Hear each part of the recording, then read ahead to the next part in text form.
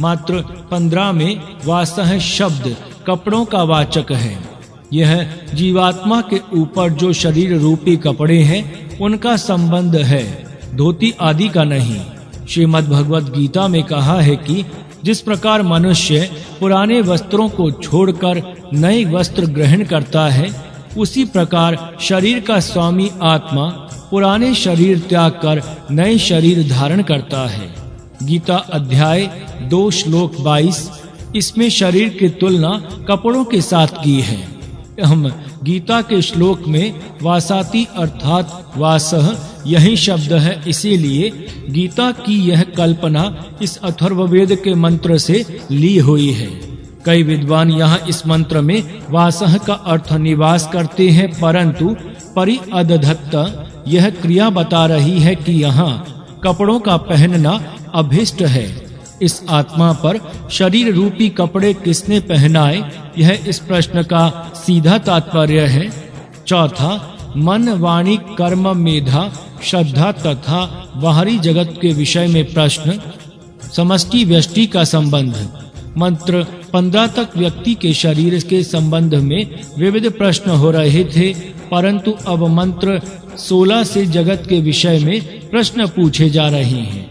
इसके आगे मंत्र 21 और 22 में समाज और राष्ट्र के विषय में भी प्रश्न आ जाएंगे।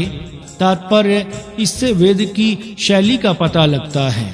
पहला, अध्यात्म में व्यक्ति का संबंध। दूसरा, अधिभूत में प्राणी समष्टि का अर्थात समाज का संबंध। और तीसरा, अधिवैवत में संपूर्ण जगत का संबंध है। वेद व्यक्ति से प्रारंभ करता है और चलते चलते संपूर्ण जगत का ज्ञान यथा क्रम देता है। यही वेद की शैली है। जो इसको नहीं समझते उसके ध्यान में उक्त प्रश्नों की संगति नहीं आती। इसीलिए इस शैली को समझना चाहिए। वेद समझता है कि जैसे एक अवयव हाथ पांव आदि शरीर के साथ जुड़ा है, उसी प्रकार एक शरीर समाज के साथ संयुक्त हुआ है और समाज संपूर्ण जगत के साथ मिला है। व्यक्ति, समाज और जगत ये अलग नहीं हो सकते। हाथ पांव आदि अवयव जैसे शरीर में हैं, उसी प्रकार व्यक्ति और कुटुंब समाज के साथ लगे हैं और सब प्राणियों की समष्टि संपूर्ण जगत से संलग्न हो गई है। इसीलिए तीनों स्थानों में नियम एक जैसा ही है। चित्र अगले 20 में पृष्ठ पर देखो। 16वें मंत्र में आपः, अह, उषा, सायं, भव ये 4 शब्द क्रमशः ब्रह्म जगत में जल, दिन, उषा काल और सायंकाल के वाचक हैं तथा व्यक्ति के शरीर में जीवन, जागृति, इच्छा और विश्रांति के सूचक हैं। इसीलिए इस 16वें मंत्र का भाव दोनों प्रकार समझना उचित है। ये 4 भाव समाज और राष्ट्र के विषय में भी होते हैं। सामाजिक जीवन, राष्ट्रीय जागृति, जनता की इच्छा और लोगों का आराम, ये भाव सामुदायिक जीवन में हैं। पाठक इस प्रकार इस मंत्र का भाव समझें। मंत्र 17 में फिर वैयक्तिक बात का उल्लेख है। प्रजातंतु अर्थात संतति का तांता टूट ना जाए, इसीलिए शरीर में वीर्य है। यह बात यहाँ स्पष्ट कही है। तैत्तिरीय उपनिषद में प्रजातंतुम माँ व्यवच्छित्तसिहि, संतति का तांता ना तोड़, यह उपदेश है। वही भाव यहाँ सूचित किया है। यहाँ दूसरी बात सूचित होती है कि वीर्य यों ही खोने के लिए नहीं है, परंतु उत्तम संतति करने के लिए ही है। इसीलिए कामोपभोग के अतिरेक में वीर्य का नाश नहीं करना चाहिए, प्रत्युत उसको सुरक्षित करके उत्तम संतति उत्पन्न करने में ही खर्च करना चाहिए। इसी सूक्त में आगे जाकर मंत्र 29 में कहेंगे कि जो ब्रह्म की नगरी को जानता है, उसको ब्रह्म और इतर देव उत्तम इंद्रिय, दीर्घ जीवन और उत्तम संतति देते हैं।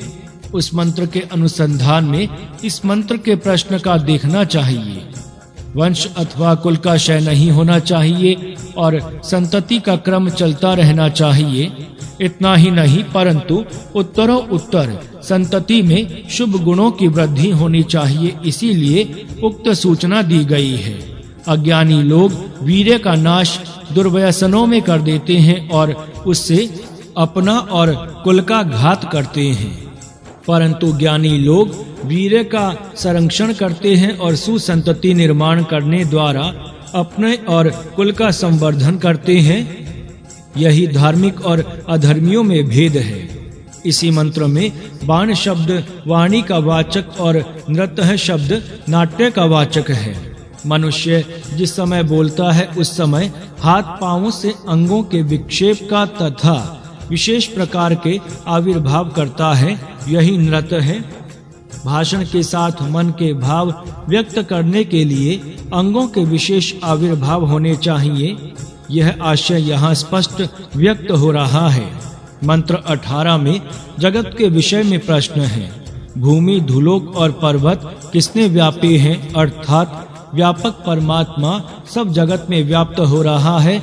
यह इसका उत्तर आगे मिलना है। व्यक्ति में जैसा आत्मा है वैसा संपूर्ण जगत में परमात्मा विद्यमान है। पुरुष शब्द से दोनों का बोध होता है। व्यक्ति में जीवात्मा पुरुष है और जगत में परमात्मा पुरुष है। यह आत्मा कर्म क्यों करता है, यह प्रश्न इस मंत्र में हुआ है।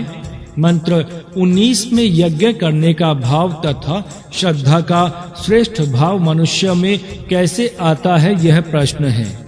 पाठक भी इसका बहुत विचार करें, क्योंकि इन गुणों के कारण ही मनुष्य का श्रेष्ठत्व है। ये भाव मन में रहते हैं और मन के प्रभाव के कारण ही मनुष्य श्रेष्ठ होता है। तथा 5वां ज्ञानी और ज्ञान। मंत्र 20 में 4 प्रश्न हैं और उनका उत्तर मंत्र 21 में दिया गया है। क्षत्रियों को कैसा प्राप्त किया जाता है, गुरु को किस रीति से प्राप्त करना है, इसका उत्तर ज्ञान से ही प्राप्त करना चाहिए। अर्थात गुरु पहचानने का ज्ञान शिष्य में चाहिए, अन्यथा ढोंगी धूर्त के जाल में फंस जाना असंभव नहीं है। परमात्मा को कैसे प्राप्त किया जाता है, इस प्रश्न का उत्तर ज्ञान से ही है। ज्ञान से ही परमात्मा का ज्ञान होता है। परमेष्ठी शब्द का अर्थ परम स्थान में रहने वाला आत्मा ऐसा है। परे से जो परे स्थान है उसमें जो रहता है वह परमेष्ठी परमात्मा है। पहला स्थूल, दूसरा सूक्ष्म, तीसरा कारण और चौथा महाकरण। इससे परे वह है, इसीलिए उसको परमेष्ठी किंवा पर तमेष्ठी परमात्मा कहते हैं। इसका पता ज्ञान से ही लगता है। सबसे पहले अपने ज्ञान से सद्गुरु को प्राप्त करना है। तत्पश्चात उस सद्गुरु से दिव्य ज्ञान प्राप्त करके परमेष्ठी परमात्मा के जानना होता है। तीसरा प्रश्न, अग्नि कैसे प्राप्त होता है, यह है। यहाँ अग्नि शब्द के सामान्य आग्नेय भाव लेना उचित है। ज्ञानाग्नि, प्राणाग्नि, आत्मा अग्नि, ब्रह्माग्नि आदि जो सांकेतिक अग्नि है उनका यहाँ बोध लेना चाहिए, क्योंकि गुरु का उपदेश और परमात्मा ज्ञान के साथ संबंध रखने वाले तेज के भाव ही यहाँ अपेक्षित हैं। वे सब गुरु के उपदेश से प्राप्त होने वाले ज्ञान से ही प्राप्त होता है। चौथा प्रश्न संवत्सर की गिनती के विषय में है। संवत्सर वर्ष का नाम है, इससे काल का बोध होता है। इसके अतिरिक्त संवत्सर का अर्थ ऐसा होता है जो उत्तम प्रकार सर्वत्र रहता है और सबको उत्तम रीति से बसाता है, वह संवत्सर कहलाता है। श्री विष्णु सहस्त्र नाम में संवत्सर का अर्थ सर्वव्यापक परमात्मा किया है। सम्यक निवास, इतना ही अर्थ यहाँ अपेक्षित है। सम्यक निवास अर्थात उत्तम प्रकार से रहना सहना किससे होता है, यह प्रश्न उसका उत्तर ज्ञान से ही उत्तम निवास हो सकता है। अर्थात ज्ञान से ही मनुष्य अपना वैयक्तिक और सामुदायिक कर्तव्य जानता है और ज्ञान से ही उस कर्तव्य का पालन करता है। तात्पर्य, व्यक्ति, समाज और जगत में उत्तम शांति को स्थापना उत्तम ज्ञान से ही होती है। ज्ञान ही सबकी सुस्थिति का हेतु है। इस प्रकार इन मंत्रों द्वारा ज्ञान का महत्व वर्णन किया गया है।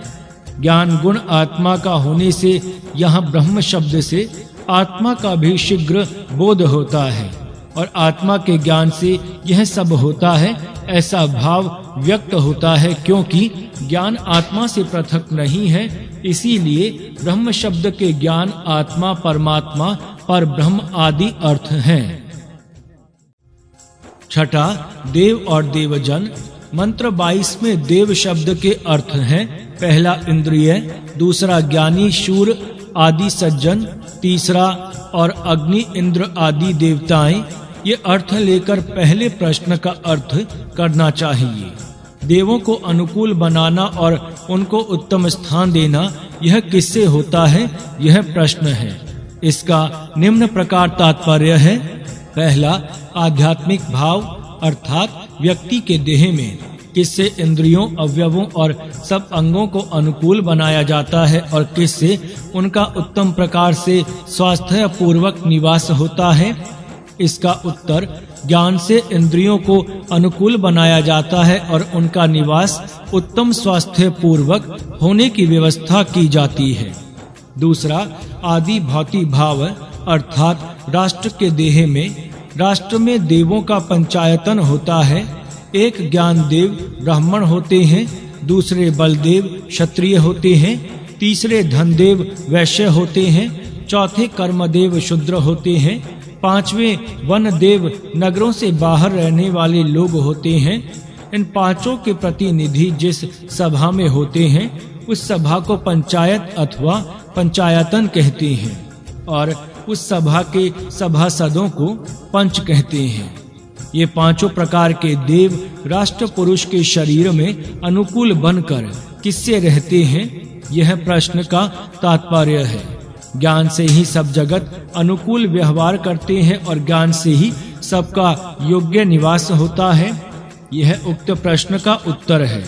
राष्ट्र में ज्ञान का प्रचार होने से सबका ठीक व्यवहार होता है। इन दोनों मंत्रों में दैव जन ही विषह ये शब्द हैं। इसका अर्थ देव से जन्मी हुई प्रजा ऐसा होता है, अर्थात सब प्रजाजनों की उत्पत्ति का हेतु देव है। यह सब संतान देवों की है। तात्पर्य, कोई भी अपने आप को नीच ना समझे और दूसरे को भी हीन दीन ना समझे, ना माने, क्योंकि सब लोग देवता से उत्पन्न हुए हैं, इसीलिए श्रेष्ठ हैं और समान हैं। इनकी उन्नति ज्ञान से होती है। तीसरा, आधिदैविक भाव अर्थात जगत में अग्नि, विद्युत, वायु, सूर्य आदि सब देवताओं को अनुकूल बनाना किससे होता है और निवास के लिए उनसे सहायता किससे मिलती है? इस प्रश्न का उत्तर भी ज्ञान से यह सब होता है, यही है। ज्ञान से ही भूमि, जल, तेज, वायु, सूर्य आदि देवताओं की अनुकूलता संपादन की जाती है और ज्ञान से ही अपने सुखमय निवास के लिए उनकी सहायता ली जाती है। अथवा जो ज्ञान स्वरूप पर ब्रह्म है वही सब करता है। उक्त प्रश्न का तीनों स्थानों में अर्थ इस प्रकार होता है। यहाँ भी ब्रह्म शब्द से ज्ञान, आत्मा, परमात्मा आदि अर्थ लिए जा सकते हैं, क्योंकि केवल ज्ञान आत्मा से भिन्न नहीं रहता है। दूसरे प्रश्न में देवः जनिः विषः अर्थात दिव्य प्रजा परस्पर अनुकूल बनकर किस रीति से सुखपूर्ण निवास करती है, यही भाव है। इस विषय में पूर्व स्थल में लिखा ही है। इस प्रश्न के उत्तर भी ज्ञान से यह सब होता है, यही है। तीसरे प्रश्न में पूछा है कि सत छत्र उत्तम छात्र किससे होता है? शतों अर्थात दुखों से जो त्राण अर्थात रक्षण किया जाता है उसको छत्र कहते हैं। दुख, कष्ट, आपत्ति, हानि, अवनति आदि से बचाव करने की शक्ति किससे प्राप्त होती है, यही प्रश्न है। इसका उत्तर, ज्ञान से वह शक्ति आती है, यही है। ज्ञान से सब कष्ट दूर होते हैं, यही बात जैसी व्यक्ति में वैसी समाज में और राष्ट्र में बिल्कुल सत्य है। दूसरा, नक्षत्र किससे होता है, यह चौथा प्रश्न है। यहाँ नक्षत्र शब्द विशेष अर्थ से प्रयुक्त हुआ है। आकाश में जो तारा गण हैं उनको नक्षत्र कहते हैं, इसीलिए कि वे नक्षरंती अपने स्थापन से पतित नहीं होते, अर्थात अपने स्थान से पतित ना होने का भाव जो नक्षत्र शब्द में है वह यहाँ अभिष्ट है। यह अर्थ लेने से उक्त प्रश्न का तात्पर्य निम्नलिखित प्रकार हो जाता है। किससे यह दूसरा न गिरने का सद्गुण प्राप्त होता है? इसका उत्तर ज्ञान से न गिरने का सद्गुण प्राप्त होता है। यह है, जिसके पास ज्ञान होता है वह अपने स्थान से कभी गिरता नहीं। यह जैसा एक व्यक्ति में सत्य है वैसा ही समाज में और राष्ट्र में भी है। अर्थात ज्ञान के कारण एक व्यक्ति में ऐसा विलक्षण सामर्थ्य प्राप्त होता है कि वह व्यक्ति कभी स्वकीय उच्च अवस्था से गिर नहीं सकता, तथा जिस समाज और राष्ट्र में ज्ञान भरपूर रहेगा वह समाज भी कभी अवनत नहीं हो सकता। इन मंत्रों में व्यक्ति और समाज की उन्नति से तत्व उत्तम प्रकार से कही हैं। ज्ञान के कारण व्यक्ति के इंद्रिय, राष्ट्र के 5 ही जन उत्तम अवस्था में रहते हैं। प्रजाओं का अभ्युदय होता है, उनमें दुख दूर करने का सामर्थ्य आता है और ज्ञान के कारण वे कभी अपनी श्रेष्ठ अवस्था से गिरते नहीं। यहाँ ज्ञानवाचक ब्रह्म शब्द है। यह पूर्वोक्त प्रकार ही ज्ञान आत्मा परमात्मा पर ब्रह्म का वाचक है, क्योंकि तत्व ज्ञान इनमें ही रहता है। 7 अधिदेवत। इस प्रश्नोत्तर में त्रिलोकी का विषय आ गया है। इसका थोड़ा सा विचार सूक्ष्म दृष्टि से करना चाहिए। धुलोक, अंतरिक्ष लोक और धुलोक मिलकर त्रिलोकी होती है। यह व्यक्ति में भी है और जगत में भी है। देखिए, लोक व्यक्ति में रूप, राष्ट्र में क्रयः, जगत में रूप। लोक भूः व्यक्ति में रूप, नाभि से गुदा तक प्रवेश पांव, राष्ट्र में विषय, जनता, प्रजा, धनी और कारीगर लोग, जगत में पृथ्वी, अग्नि। लोक भुवः व्यक्ति में रूप, छाती और हृदय, राष्ट्र में क्रयः, शूर लोग, लोकसभा समिति, जगत में अंतरिक्ष, वायु, इंद्र। लोक स्वः व्यक्ति में रूप, सिर, राष्ट्र में कयः, ज्ञानी लोग, जगत में धुलोक। लोक स्वर्ग व्यक्ति में रूप, मस्तिष्क, राष्ट्र में कयः, मंत्रिमंडल, जगत में रूप, सभी मंडल, सूर्य। मंच 24 में पूछा है कि पृथ्वी, अंतरिक्ष और धुलोकों को अपने अपने स्थान में किसने रखा है? उत्तर में निवेदन किया है कि उक्त तीनों लोकों को ब्रह्म ने अपने अपने स्थान में रख दिया है। उक्त कोष्टक से तीनों लोक व्यक्ति में, राष्ट्र में और जगत में कहाँ रहते हैं इसका पता लग सकता है। व्यक्ति में सिर, हृदय और नाभि के निचला भाग, ये 3 लोक हैं। इनका धारण आत्मा कर रहा है। शरीर में अधिष्ठाता जो अमृत आत्मा है वह शरीरस्थ इन तीनों केंद्रों को धारण करता है और वहां का सब कार्य चलाता है। अमूर्त राज शक्ति राष्ट्रीय त्रिलोकी की सुरक्षिता करती है तथा अमूर्त व्यापक ब्रह्म की जगत की त्रिलोकी धारण कर रहा है। इस 24वें मंत्र में प्रश्न में पूर्व मंत्री में किए सब ही प्रश्न संग्रह हित हो गए हैं। यह बात यहाँ विशेष रीति से बयान में धरनी चाहिए कि पहले 2 मंत्रों में नाभि के निचले भागों के विषय में प्रश्न है। मंत्र 3 से 5 तक मध्य भाग और छाती के संबंध के प्रश्न हैं। मंत्र 6 से 8 तक सिर के विषय में प्रश्न है। इस प्रकार ये प्रश्न व्यक्ति की त्रिलोकी के विषय में स्थूल शरीर के संबंध में है।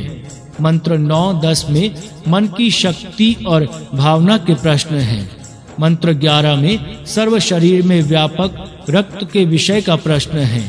मंत्र 12 में नाम, रूप, यश, ज्ञान, चारित्र्य के प्रश्न हैं। मंत्र 13 में प्राण के संबंध के प्रश्न हैं। मंत्र 14 और 15 में जन्म, मृत्यु आदि के विषय में प्रश्न हैं। मंत्र 17 में संतति, वीर्य आदि के प्रश्न हैं। ये सब मंत्र व्यक्ति के शरीर में जो त्रिलोकी है उसके संबंध में है। उक्त मंत्रों का विचार करने से उक्त बात स्पष्ट हो जाती है। इन मंत्रों के प्रश्नों का क्रम देखने से पता लग जाएगा कि वेद ने स्थूल से स्थूल पांव से प्रारंभ करके कैसे सूक्ष्म आत्म शक्ति के विचार पाठकों के मन में उत्तम रीति से जमा दिए हैं। जड़ शरीर के मोटे भाग से प्रारंभ करके चेतन आत्मा तक अनायातात से पाठक आ गए हैं। केवल प्रश्न पूछने से ही पाठकों में इतना अद्भुत ज्ञान उत्पन्न है। यह खूबी केवल प्रश्न पूछने की और प्रश्न के क्रम की है। 24वें मंत्र में प्रश्न किए हैं कि यह त्रिलोकी किसने धारण की है। इसका उत्तर 25वें मंत्र में है कि ब्रह्म ही इस त्रिलोकी का धारण करता है, अर्थात शरीर की त्रिलोकी शरीर की अधिष्ठाता आत्मा ने धारण की है। यह आध्यात्मिक भाव यहाँ स्पष्ट हो गया है। इस प्रकार 50 प्रश्नों का उत्तर इसी एक ही मंत्र ने दे दिया है। अन्य मंत्रों में मंत्र 16, 18 से 24 तक जितने प्रश्न पूछे हैं उनके आदि भौतिक और आदि दैविक ऐसे 2 ही विभाग होते हैं। इनका वैयक्तिक भाग पूर्व विभाग में आ गया है। इनका उत्तर भी 25वां मंत्र ही वेव दे रहा है, अर्थात सबका धारण ब्रह्म ही कर रहा है। तात्पर्य संपूर्ण 71 प्रश्नों का उत्तर एक ही ब्रह्म शब्द में समाया है। प्रश्न के अनुसार ब्रह्म शब्द के अर्थ ज्ञान, आत्मा, परमात्मा, परब्रह्म आदि हो सकते हैं। इसका संबंध पूर्व स्थान में बताया ही है। व्यक्ति में और जगत में जो प्रेरक है उसका ब्रह्म शब्द से इस प्रकार बोध हो गया है, परंतु यह केवल शब्द का ही बोध है, प्रत्यक्ष अनुभव नहीं है। शब्द से बोध होने पर मन में चिंता उत्पन्न होती है कि इसका प्रत्यक्ष ज्ञान किस रीति से प्राप्त किया जा सकता है। हमें शरीर का ज्ञान होता है और ब्रह्म जगत की भी प्रत्यक्ष करते हैं, परंतु उसके अंतर्यामी प्रेरक को नहीं जानते। उसको जानने का उपाय अगले मंत्र में कहा है। ब्रह्म प्राप्ति का उपाय इस 26वें मंत्र में अनुष्ठान की विद्या कही है। यही अनुष्ठान है जो कि आत्मा रूप का दर्शन कराता है। सबसे पहली बात है अथर्वा बनने की। अथर्वा का अर्थ है निश्चल। अथर्व का अर्थ है गति अथवा चंचलता। चंचलता सब प्राणियों में होती है। शरीर चंचल है, उससे इंद्रियां चंचल हैं, किसी एक स्थान पर नहीं ठहरती। उनसे भी मन चंचल है। इस मन की चंचलता की तो कोई हद ही नहीं है। इस प्रकार जो चंचलता है उसके कारण आत्म शक्ति का आविर्भाव नहीं होता। जब मन, इंद्रिय और शरीर स्थिर होता है तब आत्मा की शक्ति विकसित होकर प्रकट होती है। आसनों के अभ्यास से शरीर की स्थिरता होती है और शारीरिक आरोग्य प्राप्त होने के कारण सुख मिलता है। ज्ञान से इंद्रियों की स्थिरता होती है और भक्ति से मन शांत होता है। इस प्रकार योगी अपनी चंचलता का निरोध करता है। इसीलिए इस योगी का अथर्वा अर्थात निश्चल कहते हैं। यह निश्चलता प्राप्त करना बड़े ही अभ्यास का कार्य है, सुगमता से साध्य नहीं होती। सालों साल निरंतर और एक निष्ठ से प्रयत्न और करने पर मनुष्य अथर्वा बन सकता है। इस अथर्वा का जो वेद है वह अथर्व वेद कहलाता है। हर एक मनुष्य योगी नहीं होता, इसीलिए हर एक के काम का भी अथर्व वेद नहीं है, परंतु इतर 3 वेद सद्बोध, सत्कर्म, सदुपासना रूप होने से सब लोगों के लिए ही है। इसीलिए वेद को त्रयी विद्या कहते हैं।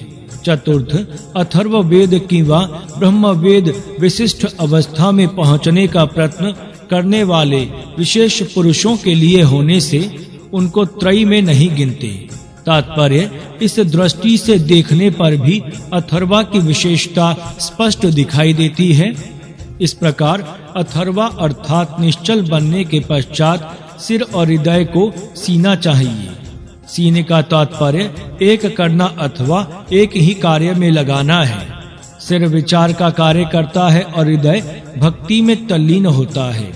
सिर के तर्क जब जलते हैं तब वहाँ हृदय की भक्ति नहीं रहती, तथा जब हृदय भक्ति से परिपूर्ण हो जाता है तब वहाँ तर्क बंद हो जाता है। केवल तर्क बढ़ने पर नास्तिकता और केवल भक्ति बढ़ने पर अंधविश्वास होना स्वाभाविक है। इसीलिए वेद ने इस मंत्र में कहा है कि सिर और हृदय को सीदो। ऐसा करने से सिर अपने तर्क भक्ति के साथ रहते हुए करेगा और मस्तिष्क बनेगा नहीं, तथा भक्ति करते हुए हृदय अंधा बनने लगेगा तो सिर उसको ज्ञान के नेत्र देगा। इस प्रकार दोनों का लाभ होगा। सिर में ज्ञान नेत्र है और हृदय की भक्ति में बड़ा बल है, इसीलिए दोनों के एकत्रित होने से बड़ा ही लाभ होता है। राष्ट्रीय शिक्षा का विचार करने वालों को इस मंत्र से बड़ा ही बोध मिल सकता है। शिक्षा की व्यवस्था ऐसी होनी चाहिए कि जिससे पढ़ने वालों के सिर की विचार शक्ति बढ़े और साथ साथ हृदय की भक्ति भी बढ़ती जाए। जिस शिक्षण प्रणाली से केवल तर्कना शक्ति बढ़ती है अथवा केवल भक्ति बढ़ती है, वह बड़ी घातक शिक्षा है। सिर और हृदय को एक मार्ग में लाकर उनको साथ साथ चलाने का जो स्पष्ट उपदेश इस मंत्र में है, वह किसी अन्य ग्रंथों में नहीं है। किसी अन्य शास्त्रों में यह बात नहीं है।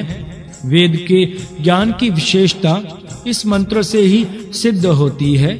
उपासना की सिद्धि इसी से होती है। पाठक इस मंत्र में वेद के ज्ञान की सच्चाई देख सकते हैं। पहली अवस्था अथर्वा बनना है। तत्पश्चात सिर और हृदय को सीकर एक करना चाहिए। जब दोनों एक ही मार्ग से चलने लगेंगे तब बड़ी प्रगति होगी। इतनी योग्यता आने के लिए बड़े वृद्ध अभ्यास की आवश्यकता है, दृढ़ अभ्यास की आवश्यकता है। इसके पश्चात प्राण को सिर के अंदर परंतु मस्तिष्क के परे प्रेरित करना है। सिर में मस्तिष्क के उच्चतम भाग में ब्रह्मलोक है। इस ब्रह्मलोक में प्राण के साथ आत्मा जाता है। यह योग से साध्य अंतिम उच्चतम अवस्था है। यहाँ प्राण कैसा जाता है, ऐसा प्रश्न यहाँ पूछा जा सकता है। गुदा के पास मूलाधार स्थान है। वहाँ से प्राण षष्ठ वंश के बीच में से ऊपर चढ़ने लगता है। मूलाधार, स्वाधिष्ठान आदि 8 चक्र इसी पृष्ठ वंश किंवा मेरुदंड के साथ लगे होते हैं। इनसे होता हुआ जैसा जैसा अभ्यास होता है वैसा वैसा प्राण ऊपर चढ़ता है और अंत में ब्रह्मलोक में किंवा सिर में परंतु मस्तिष्क के ऊपर प्राण पहुंचता है। यहाँ जाकर उस उपासक को ब्रह्म स्वरूप का साक्षात होता है। तात्पर्य जो सबका प्रेरक ब्रह्म है वह यहाँ पहुँचने के पश्चात अनुभव में आता है। पूर्व 25 मंत्रों द्वारा जिसका वर्णन हुआ है उसको जानने का यह मार्ग है। सिर की तर्क शक्ति के परे ब्रह्म का स्थान है, इसीलिए जब तक तर्क चलते रहते हैं तब तक ब्रह्म का अनुभव नहीं होता। परंतु जिस समय तर्क से परे जाना होता है उस समय उस तत्व का अनुभव होता है।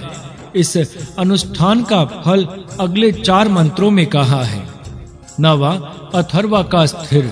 इस 27वें मंत्र में अथर्वा के सिर की योग्यता कही है। स्थिर चित्त योगी का नाम अथर्वा है। इस योगी का सिर देवों का सुरक्षित भंडार है, अर्थात देवों का जो देवपन है वह इसके सिर में सुरक्षित होता है। शरीर में ये सब इंद्रिय ज्ञान और कर्म इंद्रिय वेद हैं तथा पृथ्वी, आप, तेज, वायु, विद्युत, सूर्य आदि देवों के अंश जो शरीर में अदृश्य स्थानों में हैं वे भी देव हैं। इन सब देवों का संबंध सिर में होता है। मानो सब देवताओं की मुख्य सभा सिर में होती है। सब देव अपना सत्व सिर में रख लेते हैं। सब देवों के सत्वांश से यह सिर बना है और सिर का यह मस्तिष्क का भाग बड़ा ही सुरक्षित है। इसकी सुरक्षितता प्राण और अन्न और मन के कारण होती है, अर्थात प्राणायाम से, सात्विक अन्न के सेवन से और मन की शांति से देवों की उक्त खजाना सुरक्षित रहता है। प्राणायाम से सब दोष जल जाते हैं। सात्विक अन्न से शुद्ध परमाणुओं का संचय होता है और मन की शांति से समता रहती है। अर्थात प्राणायाम ना करने से मस्तिष्क में दोष बीज जैसे के वैसे ही रहते हैं। बुरा अन्न सेवन करने से रोग बीज बढ़ते हैं और मन की अशांति से पागलपन बढ़ जाता है। इस कारण देवों का खजाना नष्ट भ्रष्ट हो जाता है। इस संबंध में योगी के सिर की योग्यता बताई है और आरोग्य की कुंजी प्रकट की है। पहला, विधि पूर्वक प्राणायाम, दूसरा, शुद्ध सात्विक अन्न का सेवन और तीसरा, मन की परिशुद्धि शांति। ये आरोग्य के मूल कारण हैं। योग साधन की सिद्धता के लिए तथा बहुत अंश में पूर्ण स्वास्थ्य के लिए सदा सर्वदा इनकी आवश्यकता है।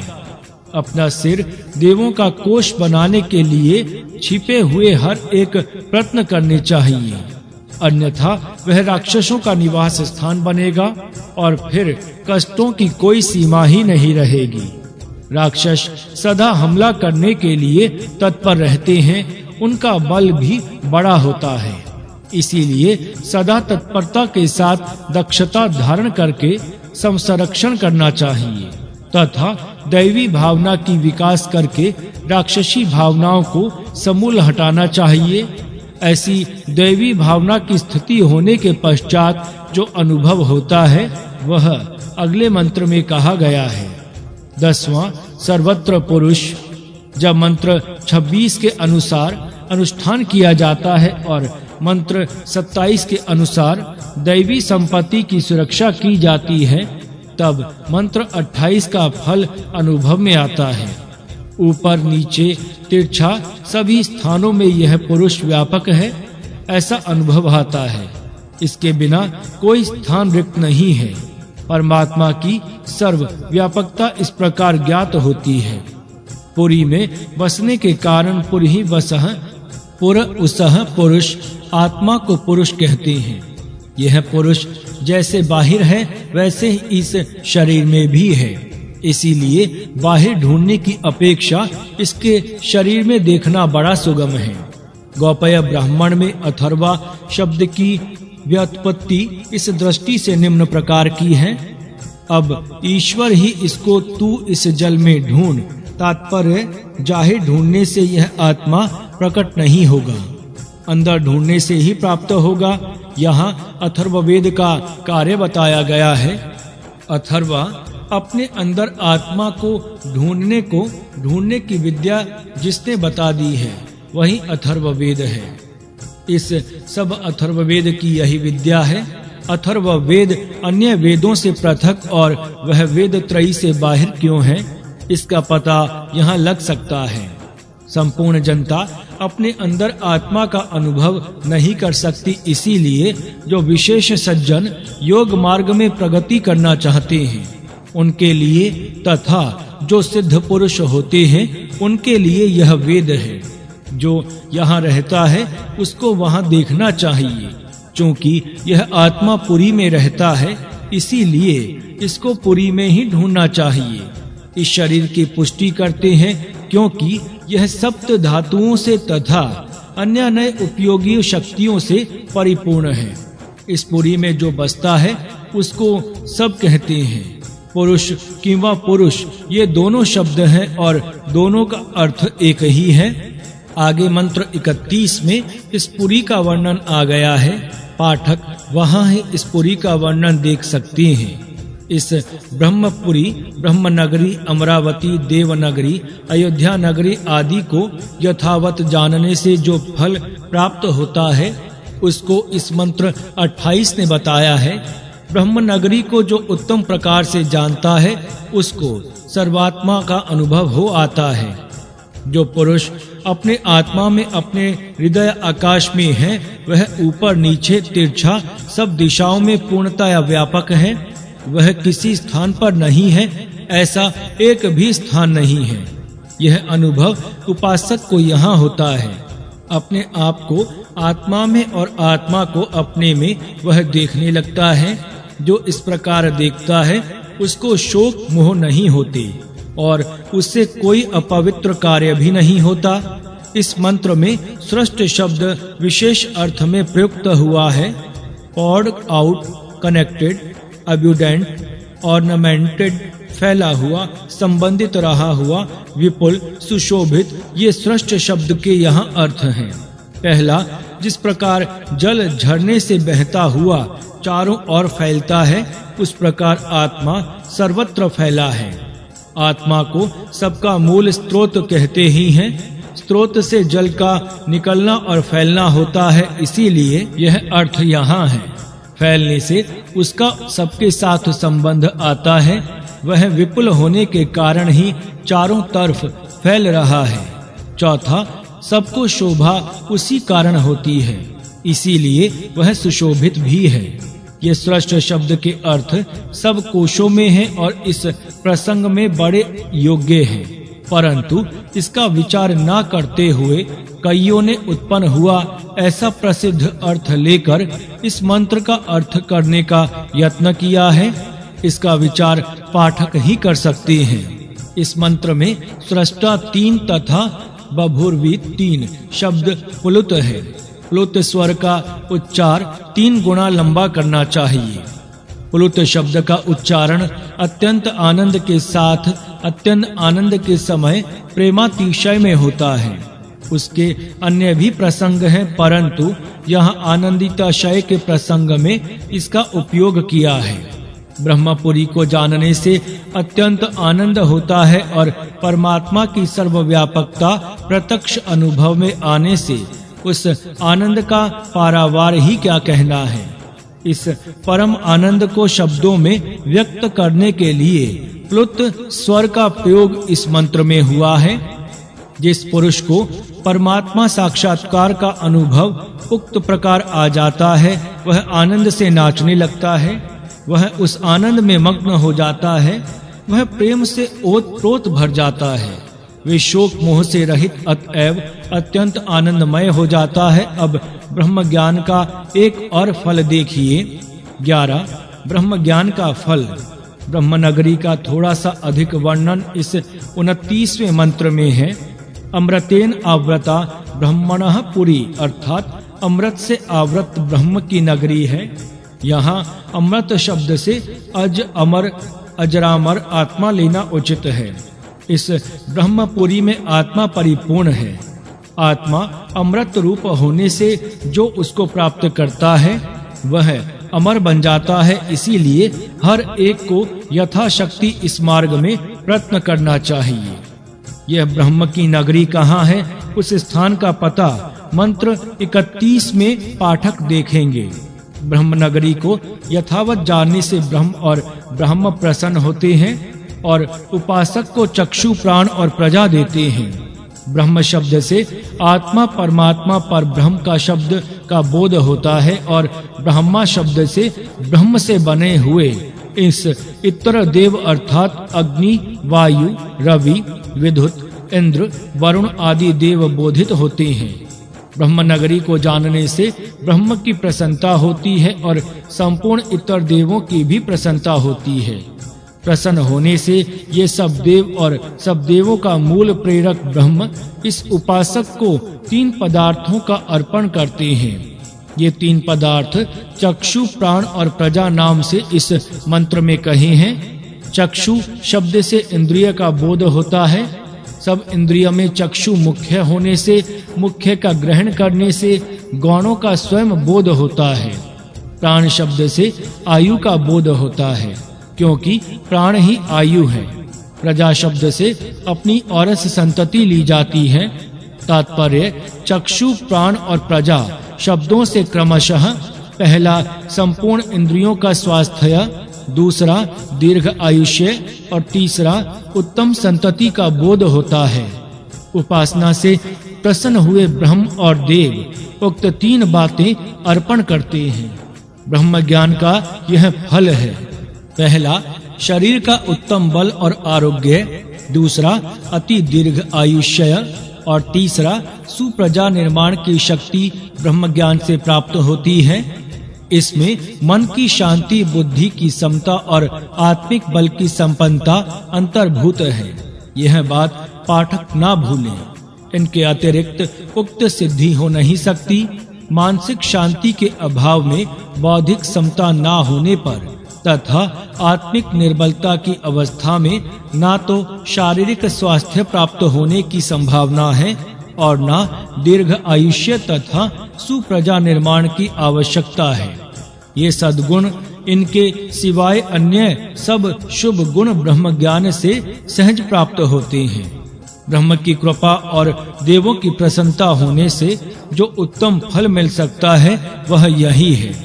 हमारे आर्य राष्ट्र में प्राचीन काल के लोग अति दीर्घ आयुष्य से संपन्न थे, बलिष्ठ थे और अपनी इच्छा अनुसार स्त्री पुरुष संतान की उत्पत्ति तथा विद्वान शूर आदि जिसे चाहे उस प्रवृत्ति की संतति उत्पन्न करते थे।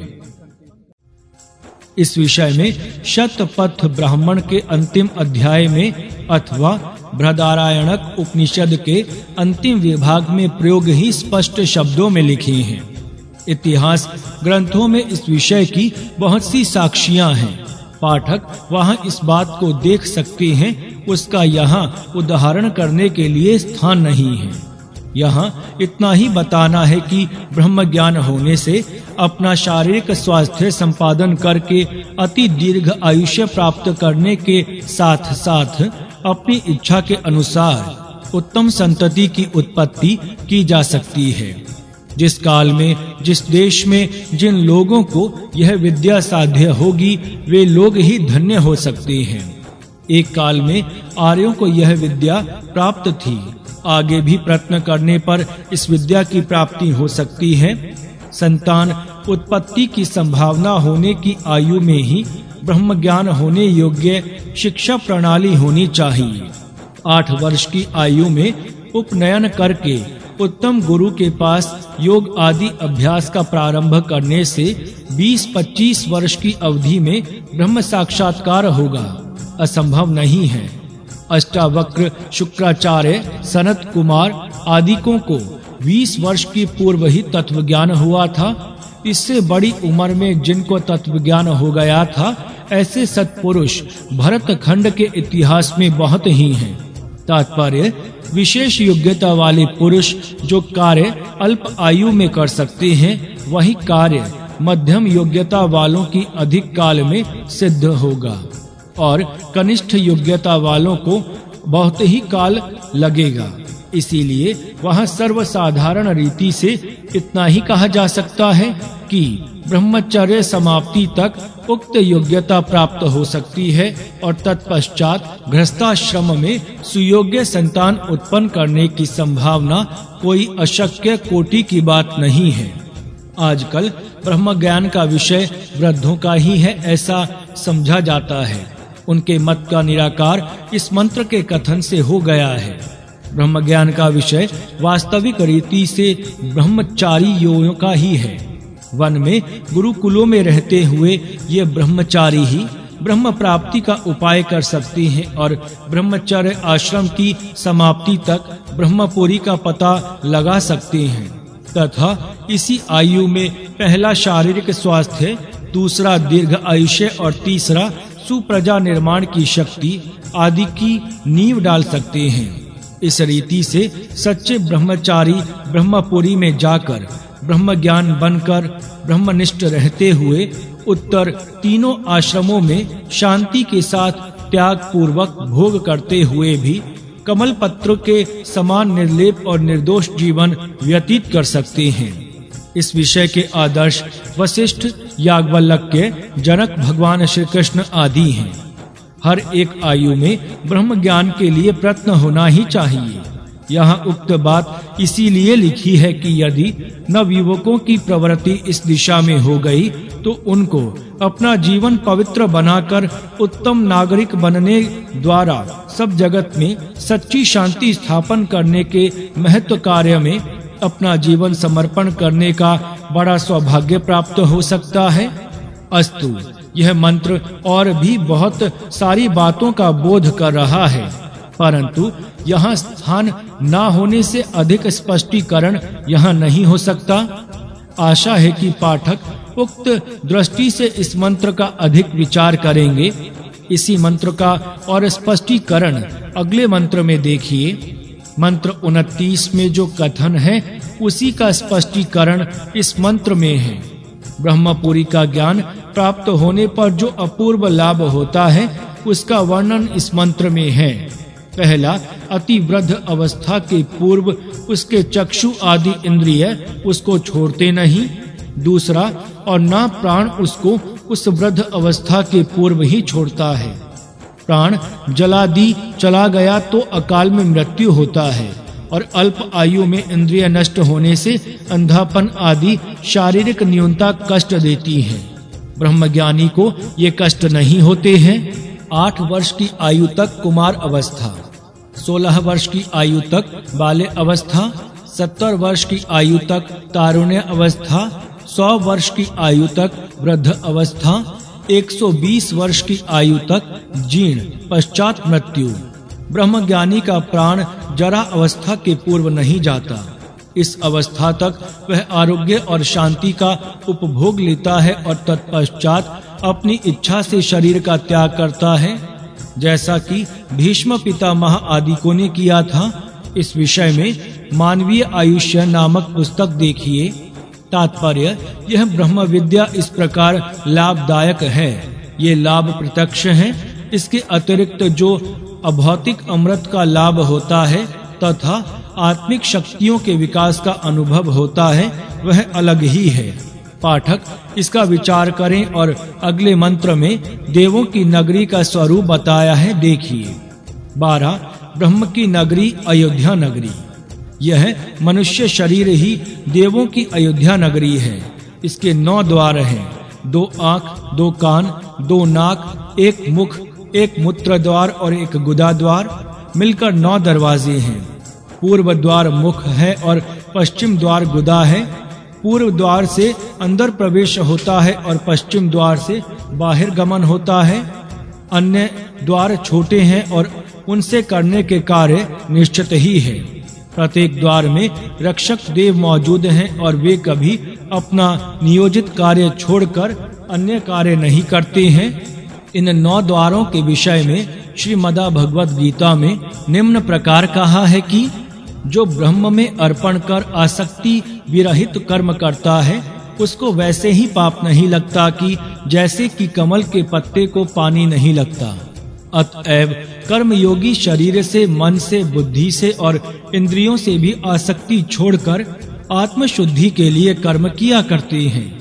जो योग युक्त हो गया वह कर्म फल छोड़कर अंत की पूर्ण शांति पाता है, परंतु जो योग युक्त नहीं है वह वासना से फल के विषय में आसक्त होकर बद्ध हो जाता है। सब कर्मों का मन से संन्यास कर जितेंद्रिय देहवान पुरुष 9 द्वारों के इस देह रूपी नगर में ना कुछ करता है और ना कराता हुआ आनंद से रहता है, अर्थात सब कुछ करता हुआ ना करने वालों के समान शांत रहता है।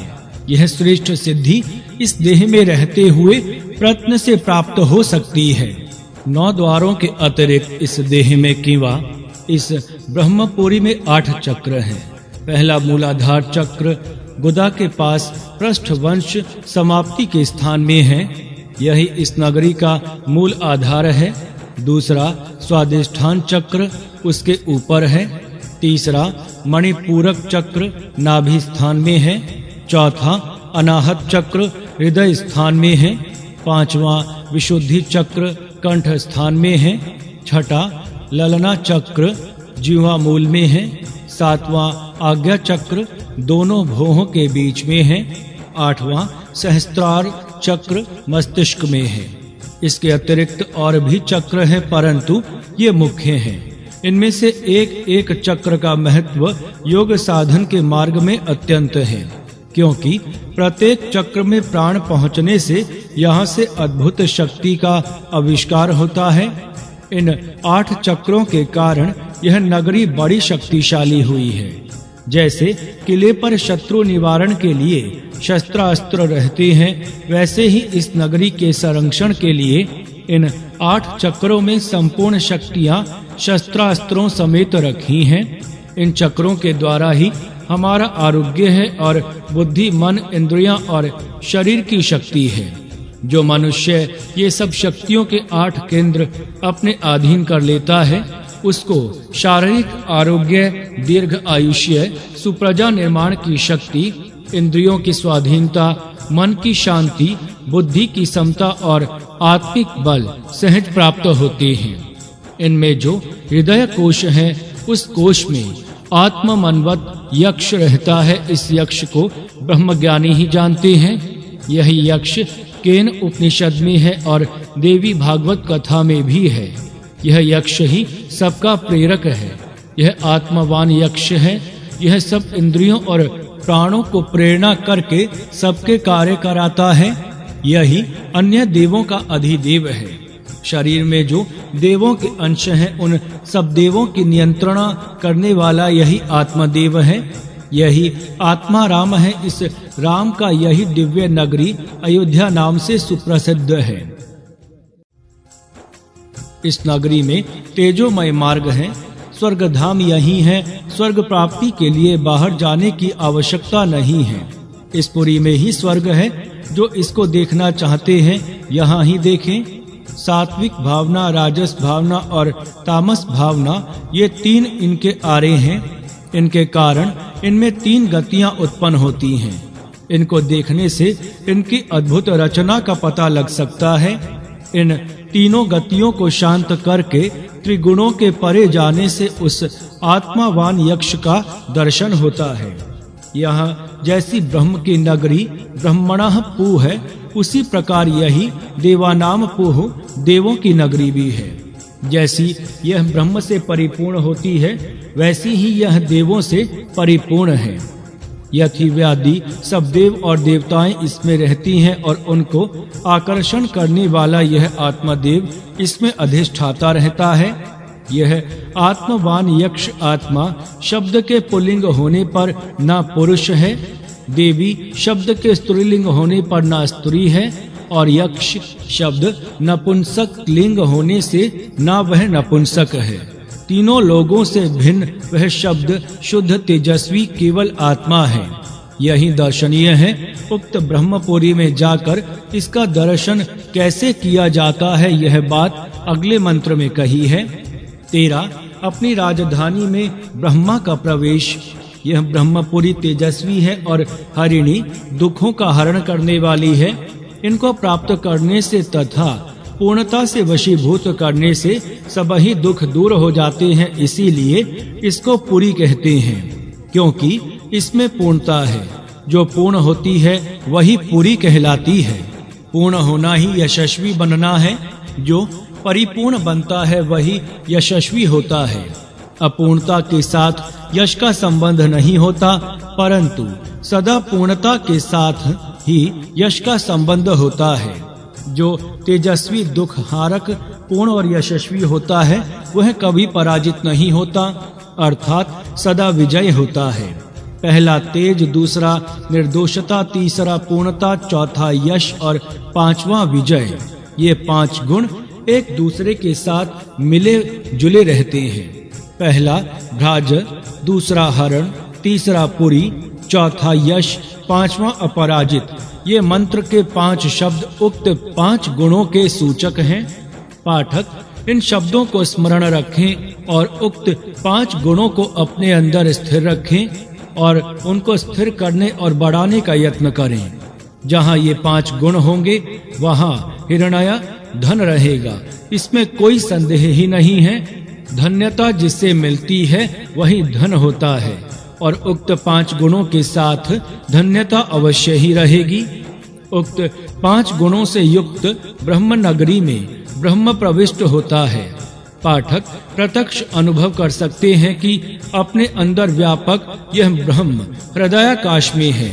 जब अपनी मन बाहर की काम धंधे को छोड़कर एकाग्र हो जाता है, तब आत्मा का ज्ञान होने की संभावना होती है और तभी ब्रह्म का पता लगना संभव है। क्योंकि वेद में अन्यत्र कहा है कि जो पुरुष में ब्रह्म को देखते हैं वे ही परमेष्ठी को जान सकते हैं। अर्थात जो अपने हृदय में ब्रह्म का आदेश अनुभव करते हैं वे ही परमेष्ठी प्रजापति को जान सकते हैं। 14 अयोध्या के मार्ग का पता। प्रिय पाठकों, यहाँ तक आपका मार्ग है। आप कहाँ तक चले आए हैं और आपके स्थान से यह अयोध्या नगरी कितनी दूर है, इसका विचार कीजिए। इस अयोध्या नगरी में पहुंचते ही राम राजा का दर्शन नहीं होगा, क्योंकि राजधानी में जाते ही महाराज की मुलाकात नहीं हो सकती। वहां रहकर तथा वहां के स्थानिक अधिकारी सत्य, श्रद्धा आदिकों की प्रसन्नता संपादन करके महाराजा के दरबार में पहुंचना होता है। इसीलिए आशा है कि आप जरा शीघ्र गति से चलेंगे और वहां जल्दी पहुंचेंगे। आपके साथी ये ईर्ष्या, द्वेष आदि हैं, ये आपको जल्दी चलने नहीं देंगे। प्रतिक्षण इनके कारण आपकी शक्ति क्षीण हो रही है, इसका विचार कीजिए और सब झंझावटों को दूर कर एक ही उद्देश्य से अयोध्या जी के मार्ग का आक्रमण कीजिए। फिर आपको उसी यक्ष का दर्शन होगा कि जिसका दर्शन एक बार इंद्रदेव ने किया था। आपको मार्ग में हेमवती उमा देवी दिखाई देंगी, उनसे मिलकर आप आगे बढ़िए। वह देवी आपको ठीक मार्ग बता देंगी। इस प्रकार आप भक्ति की शांत रोशनी में सुविचारों के साथ मार्ग आक्रमण कीजिए, तो बड़ा दूर का मार्ग भी आपके लिए छोटा हो सकता है। आशा है कि आप ऐसा ही करेंगे कि फिर भूलकर भटकेंगे नहीं। 15 केन सुक्त और केनोपनिषद। जैसा यह केन सुक्त अथर्ववेद में है, वैसा ही उपनिषद में केनोपनिषद है। दोनों का प्रारंभ केन इस पद से ही हुआ है। यही केन पद बड़ा महत्वपूर्ण है। इसका अर्थ किससे होता है? सब तत्व ज्ञानों का उद्गम इसी पद से होता है। यह जो संसार दिखता है वह केन किसने बनाया और केन किससे बनाया तथा केन किसने इसका विचार किया, केन किसकी सहायता से विचार किया, केन किस साधन से विचार किया, किस कारण विचार किया, इसको जो बोध हो रहा है वह कैसे होता है, इत्यादि अनेक विचार इस केन शब्द में हैं। मनुष्य जो देखता है उसका हेतु जानना चाहता है। छोटे से छोटा बालक भी जब आश्चर्य से किसी की ओर देखता है तो उसका कारण जानना चाहता है। यह कौन है, क्या करता है, कहां से आया है, कहां जाएगा, ऐसे अनेक विध प्रश्न बालक करता है और हर एक प्रश्न का उत्तर जानना चाहता है। उत्तर से समाधान हुआ तो ही वह चुप रहता है, नहीं तो फिर प्रश्न पूछता ही रहता है।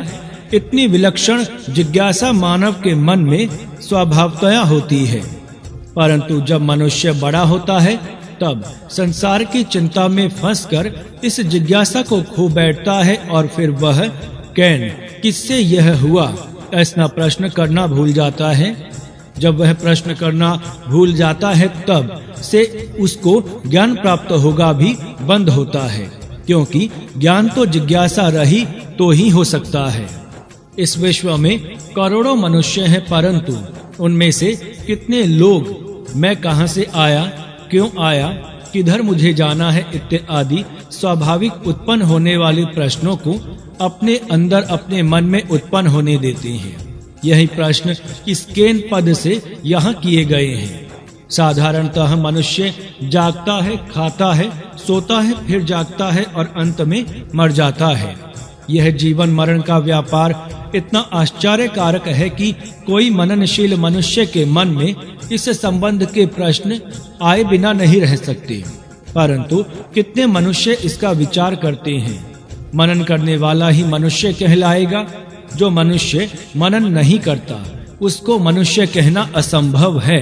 अतः मनुष्य समाज में वे ही मनुष्य हैं कि जो केन यह प्रश्न करते हैं। यह है केन शब्द का महत्व। यह प्रश्न मनुष्य की मानवता सिद्ध करने वाला है। पाठक इस शब्द का महत्व जाने और अपने जीवन का विचार करना इससे सीखें। मैं किस शक्ति से बोलता हूँ, किस शक्ति से सोचता हूँ, किस शक्ति से जीवित रहता हूँ, किस शक्ति से जन्म मरण तथा प्रजनन हो रही है। इस संपूर्ण संसार के आधार में कौन है, वह इसका निर्माण क्यों करता है, ये प्रश्न है जो हर एक मनुष्य के मन में उत्पन्न होने चाहिए। परंतु किन मनुष्यों के अंतःकरण में ये प्रश्न उठते हैं, पाठकों विचार तो कीजिए। अर्थात मनुष्य जाति अगणित वर्षों से इस भूमंडल पर उत्पन्न हुई है, परंतु अभी तक सब मनुष्य सच्चे मानव नहीं बने जो केन इस प्रश्न को कर सकते हैं और उत्तर सुयोग्य गुरु से प्राप्त होने तक चुप नहीं रह सकते। जैसे अन्य नए क्रमिक कीटक हैं, जन्मते और मरते, वैसे ही मनुष्य प्राणी भी जन्मते और मरते, और मैं क्यों जन्म को प्राप्त हुआ और क्यों मर गया, इसका विचार तक करते नहीं। अपने जीवन के विषय में कैसे प्रश्न करने चाहिए, यह इस सूक्त ने स्पष्ट कर दिया है। मानव जीवन के विषय में कई प्रश्न यहाँ हैं। यदि इतने ही प्रश्न मनुष्य करना सीख जाएंगे तो उनको आत्मज्ञान हो जाएगा और उनका जीवन सफल भी हो जाएगा। अतः पाठक इस जिज्ञासा वृद्धि की जागृति करने वाले इस केन सूक्त का मनन करें और विश्व के अंदर जो अद्भुत शक्ति है, उस अद्भुत शक्ति के विषय में ज्ञान प्राप्त करके अपने जीवन का सार्थक करें। मानवीय जीने की सफलता करने वाला यह ज्ञान है। आशा है कि इस केन सूक्त ने जो यह जिज्ञासा जागृति साधन बताया है, वह आचरण में लाकर सब साधक सिद्ध बनेंगे। अथर्ववेद 3 सपत्न नाशक वर्मणि ऋषि अथर्वा देवता वर्ण मणि ही वनस्पति ही चंद्रमा। मेरा यह वर्ण मणि बलवान है और शत्रुओं का नाश करने वाला है। उसके सहायता से तू शत्रु का नाश कर और दुष्ट इच्छा करने वालों का नाश कर। इनको मार, नाश कर, नष्ट कर।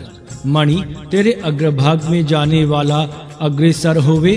देवों ने इस वर्ण मणि से ही असुरों के प्रतिदिन होने वाले अत्याचारों का निवारण किया। यह वर्ण मणि सब औषधियों का सार है, सहस्त्र आंख वाला, सब दुखों का हरण करने वाला है और यह सुवर्ण से युक्त है। वह तेरे सब शत्रुओं को नीचे गिराता है जो तेरा द्वेष करते हैं। उनको सबसे पूर्व दबाकर नीचे रखो। यह वर्ण मणि तेरे चारों ओर फैले हुए कृतया प्रोग को मनुष्य कृत भय से यह तुझे सब प्रकार के पापों से निवारण करेगा। यह वर्ण मणि वनस्पति देव दुख निवारक हैं। जो क्षय रोग इनमें प्रविष्ट हुआ है, उनको देव निवारण करते हैं। स्वप्न में निद्रा के समय यदि तू पाप के दृश्य देखता है, यदि अयोग्य गति से कोई दौड़े, शकुने के अत्यंत दुष्ट शब्द से और निंदा के शब्दों से यह वर्ण मणि निवारण करता है। शत्रु भय से, विनाशक प्रयोग से और अन्य भय से, मृत्यु से, भयानक वध से तुझे यह वर्ण मणि निवारण करेगा। जो मेरी माता, जो मेरा पिता, जो मेरे भाई, जो मेरे आप्तजन तथा हम सब जो पाप करते रहते हैं, उस पाप से यह वनस्पति देव हमारा निवारण करेगा। मेरे बांधवों के साथ शत्रुगण वर्ण मणि के कारण पीड़ित होकर अंधकारमय धूलिमय स्थान को प्राप्त हों, वे निकृष्ट अंधकार को प्राप्त हों। मैं अविनाशी वस्तुओं को प्राप्त करने वाला, दीर्घ आयु और समस्त पुरुषार्थी जनों से युक्त हूँ। यह वर्ण मणि समस्त दिशाओं में मेरी रक्षा करें। यह वर्ण मणि राजा वनस्पति देव मेरी छाती में विराजता हुआ मेरे शत्रुओं को पीड़ा देवे, जैसा इंद्र असुरों और शत्रुओं को ताप देता है। इस वर्ण मणि को मैं धारण करता हूँ, जिससे मैं दीर्घ आयु और शतायु होऊंगा। वह मेरे लिए राष्ट्र और क्षत्रिय दल का तथा पशुओं का तथा ओज को मेरे लिए धाकण करे। जैसा आयु वेग से वृक्षों और वनस्पतियों को तोड़ देता है, उसी प्रकार मेरे पहले बने हुए और दूसरे शत्रुओं को तोड़ दो। वर्ण मणि तेरी रक्षा करें। जैसा वायु और अग्नि मिलकर वृक्ष वनस्पतियों को नष्ट कर देते हैं, इसी प्रकार मेरे शत्रुओं का नाश कर। जिस प्रकार वायु से क्षीण वृक्ष गिराए हुए लेट जाते हैं, उसी प्रकार मेरे शत्रुओं को तू वर्ण मणि गिरा दे। हे वर्ण मणि, जो इसको पशुओं में घातक होते हैं तथा जो इसके राष्ट्र विधातक शत्रु हैं, हे वरणमणि, तू आयु के क्षय होने के पूर्व और निश्चित समय से भी पूर्व तू उनको छिन्न भिन्न कर। जैसा सूर्य प्रकाशित होता है, जैसा इसमें तेज रखा है, इसी प्रकार यह वरणमणि मुझे कीर्ति और ऐश्वर्य देवे, मुझे तेज के साथ संयुक्त करे, मुझे यश से यशस्वी बनावे। जैसा यश चंद्रमा और दर्शनीय आदित्य में है, जैसा यश पृथ्वी और जातवेद अग्नि में है, जैसा यश कन्याओं में और युद्ध के लिए सिद्ध हुए रथ में है, जैसा यश सोमपीठ और मधुपक में है, जैसा यश अग्निहोत्र और वषटकार में है, जैसा यश यजमान में है और यज्ञ में है, जैसा यश प्रजापति और परमेष्ठी में है, इसी प्रकार का यश यह वरणमणि मुझे देवे और तेज और यश से मुझे युक्त करे। जैसा देवों में अमृत है, जैसा देव में सत्य रखा है, इसी प्रकार मेरे लिए यह वरणमणि कीर्ति और ऐश्वर्य देवे और मुझे तेज से युक्त करे और यश से संयुक्त करे। इस सूक्त में शत्रुनाश और अपने यश की अभिवृद्धि के लिए प्रार्थना है। यह सूक्त सुबोध होने से अधिक स्पष्टीकरण की कोई आवश्यकता नहीं है।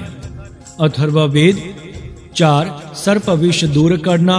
ऋषि गरुत्मान, देवता तक्षकः। इंद्र का पहला रथ है, देवों का दूसरा रथ है, वरुण का तीसरा है। सर्पों का रथ नीच गति वाला है, जो स्तंभ पर चलता है और नाश को प्राप्त होता है। कुशा, आग, तृण विशेष और अश्ववार और पुरुषवार ये सब औषधियां तथा रथ बंधुर या नाभि ये सब सर्प विष दूर करने वाला है। हे श्वेत औषधे, पूर्व और उत्तर पहले विष का नाश कर, इससे भयानक विष भी निरस हो जाए। भरे हुए जल में लकड़ी गिरने के समान विष बह जाए। अरंधुष औषधि निम्नजन और उन्मजन करके फिर कहने लगे कि उग्र भयानक विष भी सारहीन हो जाएगा, जैसी जलों में लकड़ी होती है। पैद्व कसर्णील, शिवत्र और आतीत सर्पों को मारता है। पैद्व रथवर्या और प्रदाकु का सिर तोड़ देता है। हे पैद्व, तू प्रथम आगे जा, तेरे पीछे हम चलेंगे और जिन मार्गों से हम जाएंगे उन मार्गों से सर्पों को दूर कर दे। यह पैद्व हुआ है, यह इसका परम स्थान है। बलवान सर्पनाशक अरवा के ये पद चिन्ह है। सर्प का बंद मुख ना खुले और खुला हुआ बंद ना होवे। इस खेत में 2 सर्प हैं, एक स्त्री और दूसरा पुरुष है। ये दोनों सारहीन हो जाएं।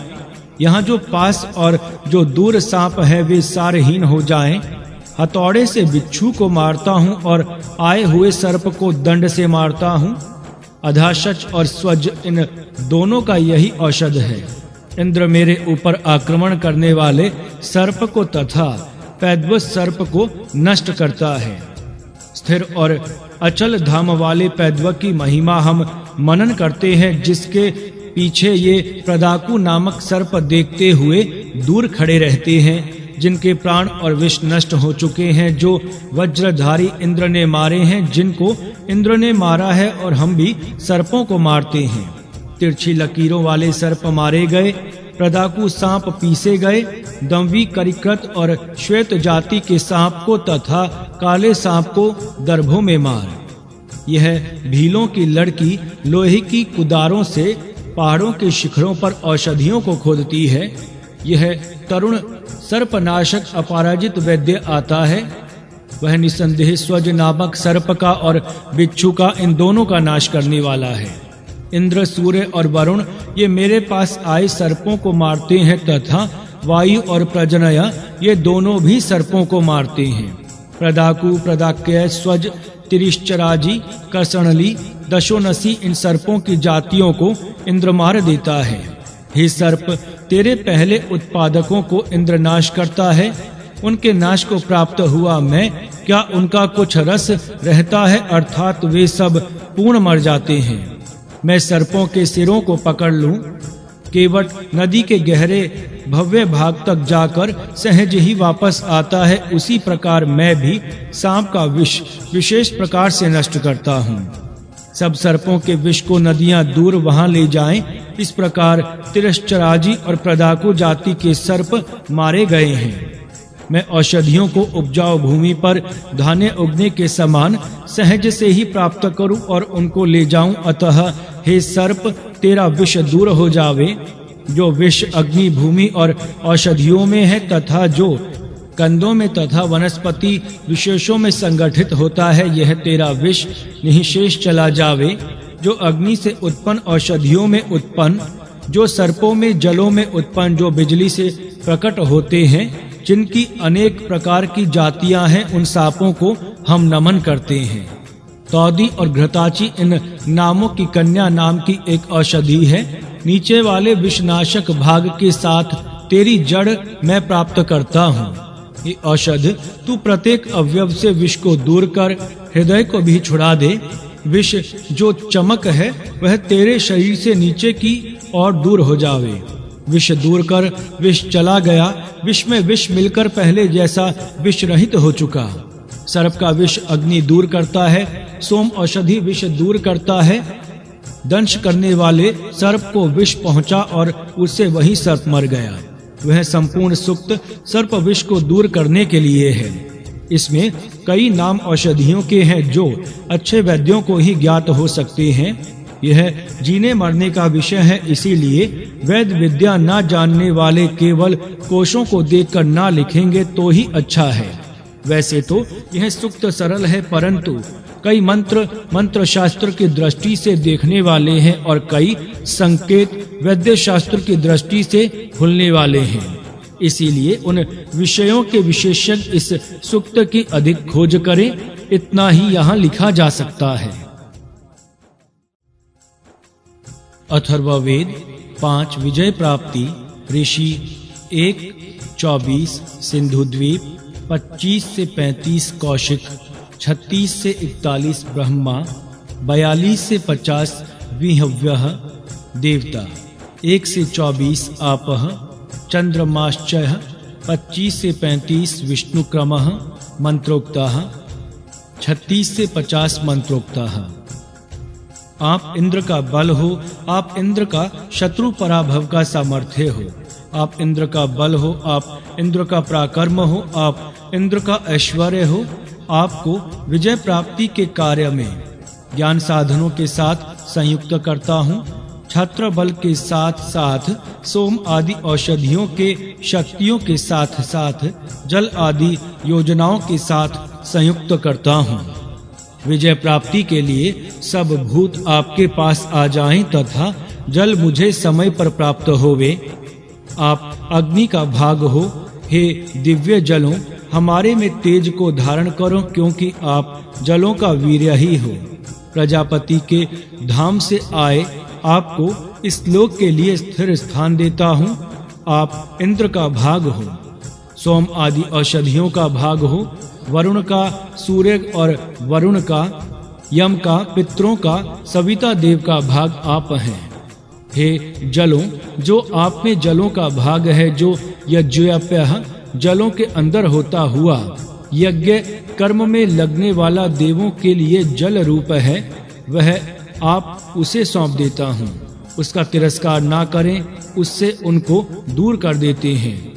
जो हमारा द्वेष करते हैं और जिसका हम द्वेष करते हैं, इस ज्ञान से, इस कर्म से और इस इच्छा से उसका वध करें और उसका नाश करें।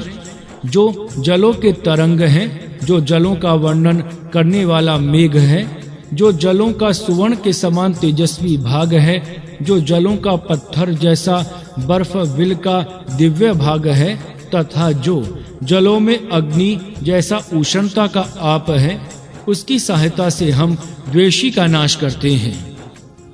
3 वर्षों के अंदर जो कुछ असत्य भाषण किया है, उस सब पाप से जल मुझे बचावे। हे आपको मैं समुद्र के प्रति भेजता हूँ। आप अपने उद्गम स्थान को प्राप्त हो। संपूर्ण आयु तक अहिंसित होते हुए हम सबको किसी प्रकार रोग ना हो। जल निर्दोष है, इसीलिए वह हम सबसे दोष दूर करें। उत्तम रूप वाला जल हम सबसे पाप और मल दूर करे। दुष्ट स्वपन और मल बहाकर दूर ले जावे। तू विष्णु का आक्रमण जैसा आक्रमक है तथा शत्रु का नाश करने वाला, पृथ्वी पर तेजस्वी और अग्नि के समान प्रतापी है। मैं पृथ्वी पर पराक्रम करता हूँ। हम उसको पृथ्वी से हटा देते हैं जो हमारा द्वेष करता है, और जिसका हम द्वेष करते हैं वह जीवित ना रहे, उसे प्राण छोड़ देवे।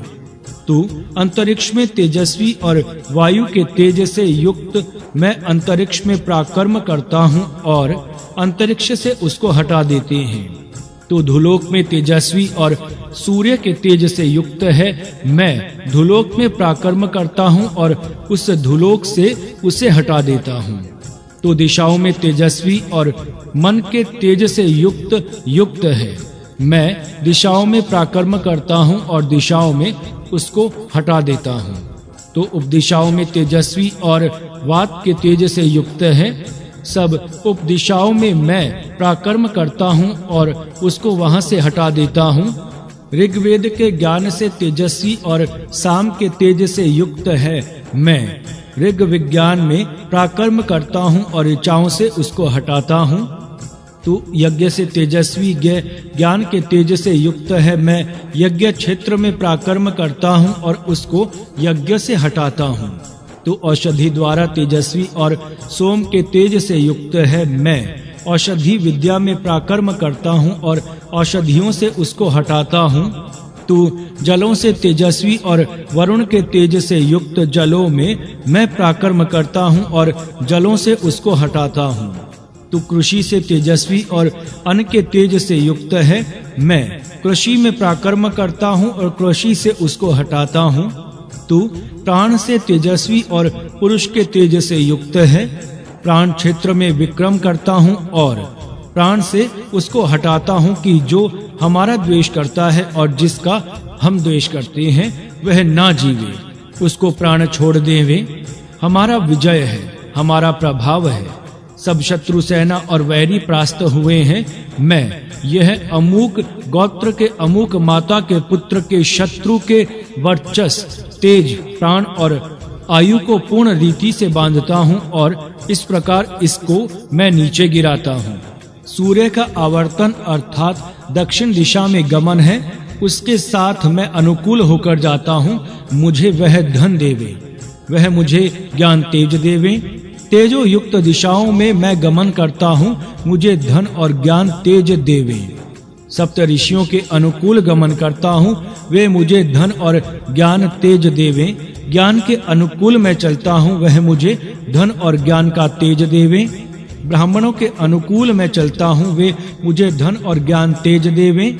जिसे हम ढूंढते हैं उसे वधों से, हथियारों से नष्ट करते हैं और परमेश्वर की विकराल दृष्टा में उसे हम ज्ञान के योग्य से डाल देते हैं। ईश्वर की दाढ़ों द्वारा बनने वाला जो हथियार है उससे उसका नाश करते हैं। उसका नाश करके यह जो समेधा इस यज्ञ में डाली जाती है वह शत्रु को दूर करने के लिए समर्थ है। वरुण राज केतु बंधन में पड़ा है, वह इस गोत्र के अमुक माता के पुत्र को अन्न और प्राण में बांध देता हूँ। हे पृथ्वी के स्वामी, जो तेरा अन्न पृथ्वी पर है, हे प्रजा के पालक, तुम उसको हमें प्रदान करो। हे दिव्य जलों, याचना करता हूँ कि हमें रस से संयुक्त करो। हे अग्नि, रस के साथ मैं आ रहा हूँ, मुझे तेज से युक्त करो।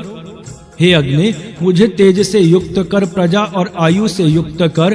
देवता मेरे इस भोग को जाने, इंद्र ऋषियों के साथ इस विषय को जाने। हे अग्नि, आज जो मिलकर गाली देते हैं, जो वक्ता वाणी का दोष करते हैं, जो क्रोध से मन की हिंसा होती है, उससे दुष्टों के हृदयों का वेध कर, दुष्टों को अपने ताप से दूर भगा। हे अग्नि, राक्षसों को अपने बल से दूर कर, अपनी ज्वाला से मूर्खों को दूर फेंक और दूसरों के प्राणों पर तृप्त होने वाले को शोक कराते हुए दूर भगाओ। मैं यह सब जानता हुआ इसका सिर तोड़ने के लिए जलों के चारों ओर नाश करने वाले वज्र को फेंकता हूँ, यह इसके सब अंगों को काटे। वह मेरा कर्म सब देव अनुकूलता के साथ जाने। शत्रु के पराजय के लिए यत्न, शत्रु का पराभव करने के लिए ओज अर्थात शारीरिक बल, सह अर्थात शत्रु के हमले सहन करने का सामर्थ्य, बल अर्थात सैन्य तथा अन्य नए प्रकार के बल, वीर्य अर्थात पराक्रम, वीर्य की शक्ति, नमन अर्थात मानवीय अनुकूल्य का सामर्थ्य, इतने साधन अवश्य हैं। पश्चात जिष्णु योग, विजय प्राप्त करने की चातुर्मयी योजना कैसी करनी है इसका ज्ञान, उत्तम ज्ञान चाहिए। सब अन्य बल होने पर भी समय पर जिष्णु योग में न्यूनता हुई तो कुछ भी सिद्धि नहीं हो सकती। इसी के साथ ब्रह्म योग अर्थात ज्ञान से सिद्ध होने वाली योजना अवश्य चाहिए। इसी प्रकार छत्र योग, छात्र युद्ध क्षेत्र में कुशलता से करने योग्य युद्ध के व्यूह आदि रचना विशेष करने की प्रवीणता आवश्यक है। इंद्र योग, राजा और राजैश्वर्य इनके साथ योग होना चाहिए। इनके अभाव में शेष कार्यों का कोई प्रयोजन सिद्ध नहीं हो सकता। सोम योग का दूसरा नाम है औषध योग। शत्रु के साथ युद्ध छिड़ने पर अपने लोग जख्मी हो गए तो उनको शीघ्र आरोग्य संपन्न करने के लिए इन वैद्यों के औषधियों का बड़ा उपयोग हो सकता है। इसी प्रकार स्वपक्षीय लोगों का शारीरिक बल बढ़ाने के लिए भी इस औषधि योग की अत्यंत आवश्यकता है। अपसु योग का नाम है जल योग। जल का तो मानवीय जीवन के साथ बड़ा उपयोग है, इसीलिए विजय प्राप्ति के लिए जल का संयोग अच्छी प्रकार होना चाहिए। जल ना मिला तो पराभव होने में कोई देरी ना लगेगी। संक्षेप से प्रथम के 6 मंत्र में विजय प्राप्ति के लिए अत्यंत आवश्यक विषयों की सूचना इस प्रकार दी गई है। मंत्र 7 से 21 तक कहा है कि जो जल आदि साधन अपने पास हैं उनका उपयोग शत्रु नाश करने के लिए करना चाहिए, जिससे शत्रु नाश को प्राप्त हो और अपना विजय हो। मंत्र 22 से 24 तक कहा है कि जल से सब शरीर, मन आदिकों की निर्दोषता सिद्ध होती है। उसी से शरीरों के और मन के मल दूर होते हैं। मन के मलों से स्वपन दोष होता है और शरीर के मलों से रोग होते हैं। जल प्रयोग से ये सब दोष दूर होते हैं और मनुष्य निर्दोष होता है और विजय प्राप्त करने में समर्थ होता है। जब तक शरीर और मन से दोष होंगे तब तक विजय प्राप्ति नहीं हो सकती और विजय प्राप्त होने पर स्थिर भी नहीं रह सकता।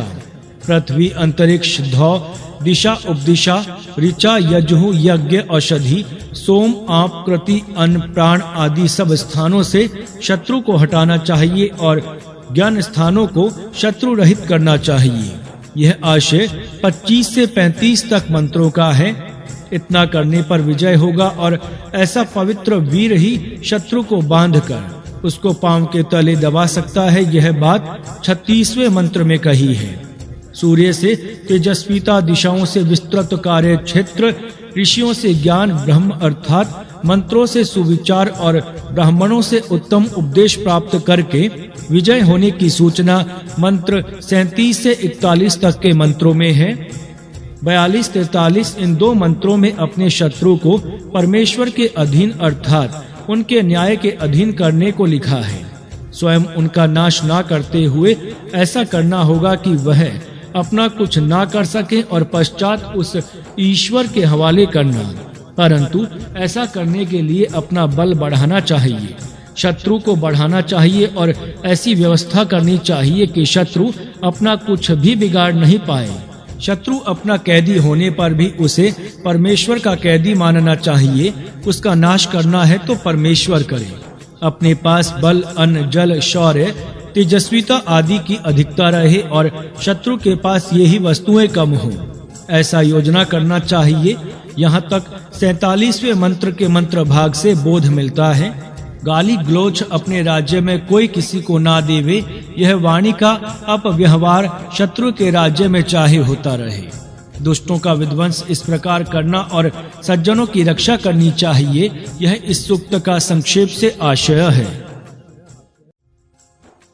अथर्ववेद 6 मणिबंधन, ऋषि बृहस्पति देवता, फालमणि वनस्पति, 3 आपः। शत्रु, बैरी, दुष्ट हृदय और द्वेष करने वाले का सिर वेग से मैं ताड़ता हूँ। हाल से बना हुआ यह मणि मेरे लिए कवच जैसी रक्षा करेगा। मंथन सामर्थ्य रस और अर्च से युक्त होने के कारण पूर्ण समर्थ यह शक्ति मेरे पास आ गई है। जो तुझे कुशल तरखान शस्त्र युक्त हाथ से मारता है, जीवन देने वाले शुद्ध जल तुझ पवित्र वीर को पवित्र बनाए। यह मणि सुवर्ण माला श्रद्धा भक्ति यज्ञ और महत्व का धारण करे और यह हमारे घर में पूजनीय जैसा होकर रहे। उसके लिए घी वृष्टि जल शब्द और अन्न हम देते हैं। वह हमें जैसा पिता पुत्रों को देता है वैसे परम कल्याण देवे। यह मणि देवों के पास से यहाँ आकर बारंबार और प्रतिदिन हमें सुख देवे।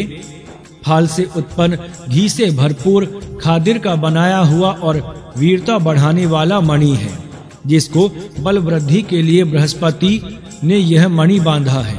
उसे अग्नि मुझे देवे धारण करावे, वह इसके लिए प्रतिदिन बारंबार घी देवे। उससे तू शत्रुओं को मार अर्थात विध्वंस कर। जिस पर बृहस्पति ने मणि बांधा है उसे इंद्र मुझे देवे और ओज वीर्य और सुख प्राप्त करावे, वह उसको बल देवे। जिस पर उस सोम मुझे देवे महत्व श्रोत्र और दृष्टि देवे, उसे वह वर्च देवे। जिस पर उसे सूर्य देवे और उसे यह सब दिशाओं का जीते, वह इसके लिए ऐश्वर्य देवे। उस मणि को धारण करने वाला चंद्रमा असुरों और दानवों की सुवर्ण युक्त नगरियों को पराजित करता है। वह इसके लिए श्री देता है। जिसको बृहस्पति मणि बांधता है और गतिमय वायु की शक्ति से युक्त करता है, वह इसके लिए अश्व देता है। जिसको बृहस्पति मणि बांधता है, उस मणि से अश्वनी देव इसकी कृषि की रक्षा करते हैं। वह उन वैद्यों के द्वारा इसे बड़ा तेज या अन्न देता है।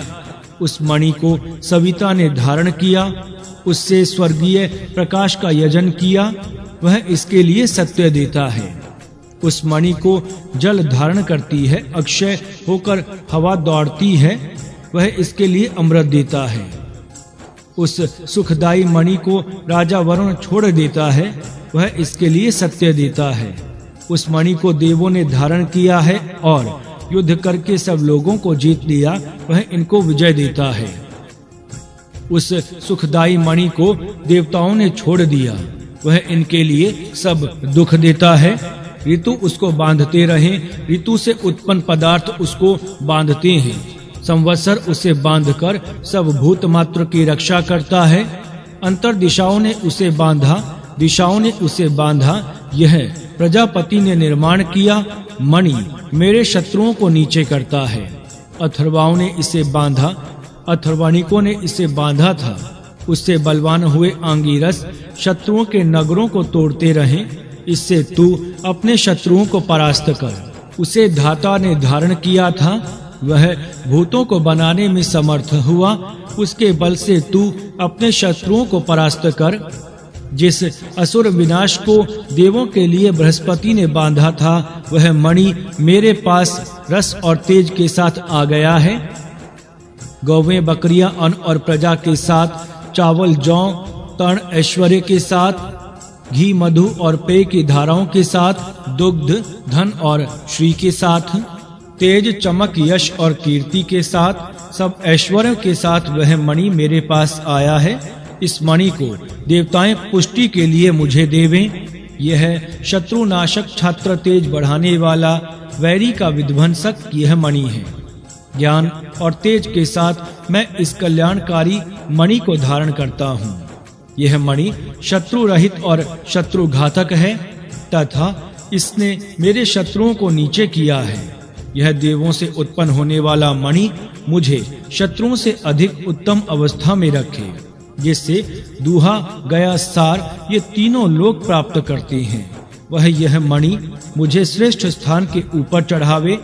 देव पितृ और मनुष्य जिस पर सदा निर्भर रहते हैं, वह श्रेष्ठ स्थान पर मुझे चढ़ावे। हाल से हल किए हुए भूमि में जैसे बीज उगता है, वैसा ही मेरे पास संतान पशु और अन्न बहुत हो जावे। हे यज्ञ बढ़ाने वाले मणि, तुम शुभ मणि को जिसके लिए मैं धारण कराऊं, हे 100 प्रकार की दक्षिणा देने वाले मणि, उसे तू श्रेष्ठता के लिए बढ़ाओ। हे अग्नि, प्रदीप्त ईंधन का सेवन करता हुआ होम हवनों से समृद्ध हो। उस प्रदीप्त अग्नि से ज्ञान से उत्तम बुद्धि, कल्याण, संतान, दृष्टि और पशुओं को प्राप्त करें। इस सूक्त में विशेष प्रकार के मणि के धारण करने का महत्व दर्शाया गया है। अथर्ववेद 7 सर्वाधार का वर्णन। ऋषि अथर्वा, देवता स्कंभः आत्मा बा। इस मनुष्य के किस अवयव में तप करने की शक्ति रहती है? इस मनुष्य के किस भाग में ऋतु सरलता का भाव रहता है? इसमें श्रद्धा और व्रत कहाँ रहते हैं? इसके किस अवयव में सत्य रहता है? इस परमात्मा के किस अंग से अग्नि प्रदीप्त होता है? इसके किस अवयव से वायु बहता है?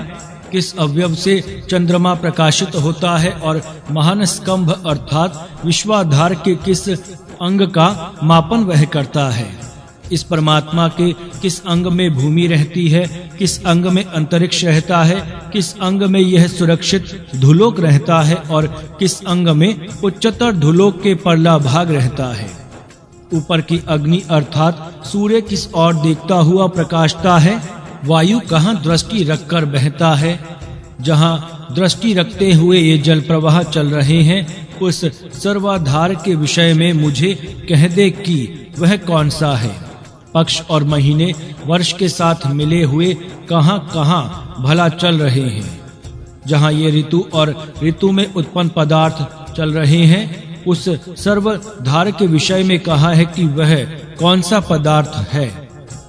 किस और लक्ष्य रखकर ये विरुद्ध रूप वाली स्त्रियां अर्थात दिन, प्रभा और रात्रि मिलकर दौड़ रही हैं। जहाँ लक्ष्य रखकर जल जा रहे हैं, उसी सर्वाधार के विषय में कह दे कि वह कौन सा पदार्थ है। जिस आधार पर रहकर प्रजापति ने सब लोकों का धारण किया, उस सर्वाधार के विषय में कहे कि वह कौन है।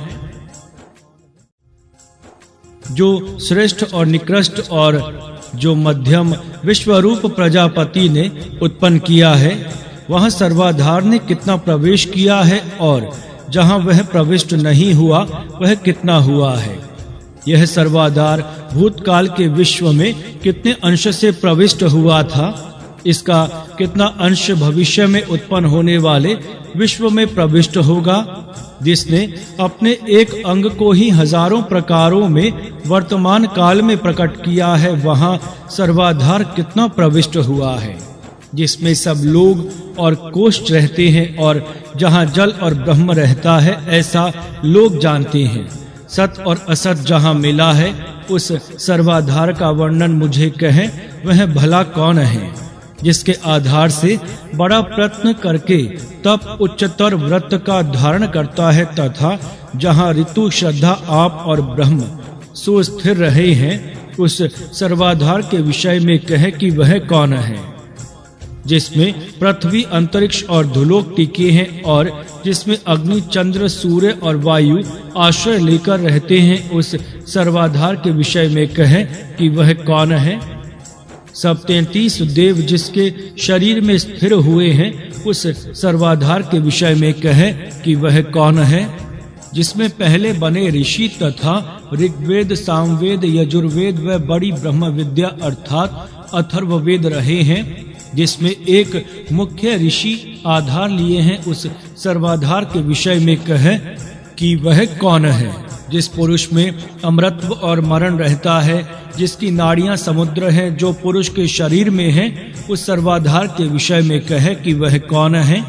चारों पहली दिशाएं जहाँ नाड़ियां होकर रही हैं, जहाँ यज्ञ पराक्रम कर रहा है, उस स्कंभ के विषय में कहे कि वह कौन सा है। जो इस मनुष्य के ब्रह्म का साक्षात्कार करते हैं, वे परमेष्ठी को जानते हैं। जो परमेष्ठी को जानता है, और जो प्रजापति को जानता है, और जो ज्येष्ठ ब्रह्मांड को जानते हैं, वे सर्वाधार को अच्छी तरह जानते हैं। जिसका सिर वैश्वानर अग्नि है और आंख अंगिरस हो गए हैं, जिसके अवयव यातुह राक्षस हैं, उस स्तंभ के विषय में कहे कि वह कौन है। जिसका मुख ब्रह्म है ऐसा कहते हैं और जिह्वा मधुकला हुई है, जिसके स्तन दुग्धाशय या विराट रूप स्वरूप हैं, उस स्तंभ के विषय में कहे कि वह कौन है। जिसने ऋचाएं बनी, जिससे यनु बने, जिसके लोम साम, जिसका मुख अंगिरस अथर्वा है, उस सर्वाधार के विषय में कहे कि वह कौन है। असत से उत्पन्न हुई और स्थिरता से रहने वाली एक शाखा है, उसे मनुष्य परम श्रेष्ठ तत्व है ऐसा मानते हैं, और जो दूसरे लोग हैं वे उसको सत ही मानते हैं। वे उसी शाखा की उपासना करते हैं जहाँ आदित्य, रुद्र और वसु रहते हैं, भूत, वर्तमान और भविष्य, तथा जहाँ ये सब लोक आधार लिए हैं, उस सर्वाधार के विषय में कहे कि वह कौन है। 33 देव जिसके निधि की सर्वदा रक्षा करते हैं, हे देवों, जिसके तुम रक्षा करते हो उस निधि का आज कौन जानता है। जहाँ ब्रह्म जानने वाले विद्वान ज्ञानी श्रेष्ठ ब्रह्म की उपासना करते हैं, जो निश्चय पूर्वक उनको प्रत्यक्ष जानेगा वह ज्ञाता ब्रह्म हो जावेगा। हे देव बड़े प्रसिद्ध हैं, जो असत से अर्थात प्रकृति से उत्पन्न हुए हैं, वह स्तंभ का एक अंग है, जिसको ज्ञानी लोग असत्य परंतु श्रेष्ठ हैं ऐसा कहते हैं। जहाँ सर्वाधार आत्मा सृष्टि उत्पन्न करता हुआ पुराण को ही विवर्तित करता है, वह सर्वाधार आत्मा का एक अंग पुराण करके ही जानते हैं। जिसके शरीर के अवयवों में 33 देव विभक्त होकर रहे हैं, उन 33 देवों को अकेले ब्रह्मज्ञानी ही जानते हैं। लोग हिरण्य गर्भ का श्रेष्ठ और उच्च मानते हैं। इस लोग के बीच में प्रारंभ में सर्वाधार आत्मा ने ही वह सुवर्णमय हिरण्य गर्भ निर्माण किया। स्कंभ सर्वाधार परमात्मा है, उसके आधार से सब लोग रहे हैं। उसी में तप रहता है, उसी के आधार से ऋतु रहता है। हे सर्वाधार, मैं तुझे प्रत्यक्ष जानता हूँ कि तुझ इंद्र में ही सब समाया हुआ है। हे इंद्र, सब लोग तप और ऋतु रहता है। हे इंद्र, मैं तुझे प्रत्यक्ष जानता हूँ कि तू ही स्कंभ है जिसमें यह सब समाया हुआ है। सूर्य उदय के पूर्व, उषा काल के भी पूर्व नाम के साथ ईश्वर के यश का गान करता है, ईश भक्ति करता है। जब इस प्रकार प्रयत्नशील आत्मा प्रथम ईश्वर के सम्यक संगत होता है, वही उस स्वराज्य स्वतानंद स्वराज्य को प्राप्त करता है कि जिससे दूसरा श्रेष्ठ कुछ भी बना नहीं है। जिसकी भूमि एक पांव का प्रमाण है और अंतरिक्ष उदर है, जिसके धूलों को अपना सिर बनाया है, उस श्रेष्ठ ब्रह्म के लिए नमस्कार है।